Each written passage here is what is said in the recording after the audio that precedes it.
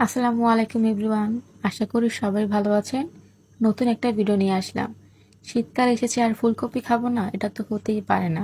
শীতকালের শুরুতে ফুলকপি নিয়ে এসেছি। আজকে ফুলকপি ভাজবো। প্রথমেই আমি ফুলকপিগুলোকে ভালোভাবে ধুয়ে নিয়েছি।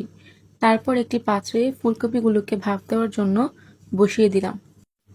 ভাপ দেওয়ার সময় একটু লবণ দিয়ে দিলাম। ফুলকপিগুলোকে ভালোভাবে বলকানোর পর একটি পাত্রে ছেঁকে নিচ্ছি। তারপর একটু পানি দিয়ে ঠান্ডা করে নিয়েছি। একটি পাত্রে বেসন, 1 টেবিল চামচ মরিচ, আধা চামচ হলুদ, আধা চামচ ধনিয়ার গুঁড়ো, সামান্য পরিমাণ টেস্টিং সল্ট, স্বাদমতো লবণ, ম্যাগি মশলা দিয়ে অল্প অল্প পানি দিয়ে মিশিয়ে নিয়েছি। মিশানো শেষ। তারপর আমি একটা চুলায় কড়াই বসে দিয়েছি, তেল দিয়ে দিয়েছি। তেলটা গরম হওয়ার পর ফুলকপিগুলোকে বেসনে ভিজিয়ে এক এক করে দিয়ে দিচ্ছি। সবজির মধ্যে ফুলকপি আমার অনেক পছন্দের। যখন দেখেছি ফুলকপি উঠেছে তখন আর দেরি করিনি, সাথে সাথে নিয়ে এসেছি ভাজার জন্য। সবচেয়ে মজার বিষয় হচ্ছে মিথিলা আগে ফুলকপি পছন্দই করতো না।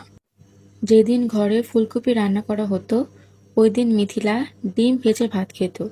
একদিন অনেক জোর করে ফুলকপি খাওয়ানোর পর এখন আমার থেকে ওর ফুলকপি বেশি পছন্দ। মিথিলা ফুলকপি ভাজার সময় আমাকে বলছিল কখন ভাজা হবে। আমি অনেক এক্সাইটেড খাওয়ার জন্য। সাথে আমার পুচকু মেয়েও চলে এসেছে ফুলকপি ভাজা খাওয়ার জন্য। প্রতি শীতে আমরা ফুলকপি ভেজে থাকি বা ফুলকপির বড়া বানিয়ে থাকি। এছাড়াও আম্মা ফুলকপি, টমেটো, সিম, আলু, মাছ দিয়ে তরকারি বা সবজি রান্না করে থাকে। আমাদের ঘরে শীতের সবজিগুলো সবাই অনেক পছন্দ করে। বেশিরভাগ সময় ফুলকপি, সিম দিয়ে তরকারি রান্না করা হয় শীতের সময়। কথা বলতে বলতে আমার ফুলকপি ভাজা প্রায় শেষ। ভাজা শেষে আর কি দেখাবো, ভাজতে ভাজতে অর্ধেক ফুলকপি খাওয়া শেষ। আপনাদের কাছে ভিডিওটি কেমন লেগেছে অবশ্যই কমেন্ট করে জানাবেন। ধন্যবাদ।